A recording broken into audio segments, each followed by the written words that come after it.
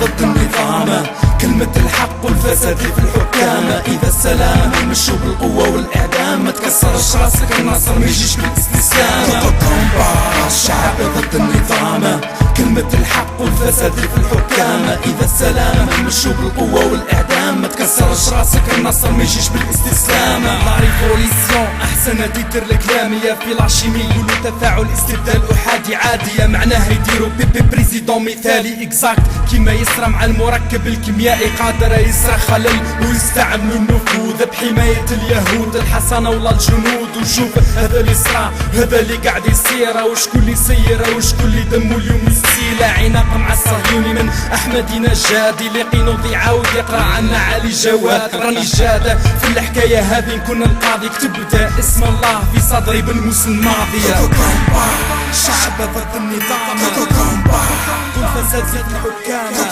السلام مش القوة والإعدام، النصر ميجيش استسلام. توسيام تيتر الثورة العربية الكبرى، هذه المرة مش كونتر الأتراك مدبرة. صابرة الشعوب حبة بدل الحال، إذا مش حقين عاد تاريخ يكتبوا أبطال تونس ولادها رجال. وهاكم شفتوا مصر صمدوا بزاف وجامي فشلوا. ليبيا حبسة هاتلي يا مون ميكروسكوب، ما نقدرش نفوتها، تعرفني حامي مون بوت. العام هذا جديد العجب غير يجيب، كلهم قالوا منين خرجنا هذا الجيل. 19 مارس يظهر حق المغتربين، هم يسالوا في البترول وأرض الليبيين. الدولة ترفض لا بارتيسيباسيون الير، تخطيط واعر حبة بالسيف تربح لاكار. محمد عبد السلام سلام قذافي، يا عجل الصدر تجيك من نصر الله. الخطرة هذه دي تورنمون دو فرون، ياها في المال العام. كلب يعيش كلب يبقى كلب ويموت جيعانة. راني عيانة من الغاز توكسيكلي في اليمانة، يقتلوا الإنسان وديري في توكس للذبانة. وش صار في العالم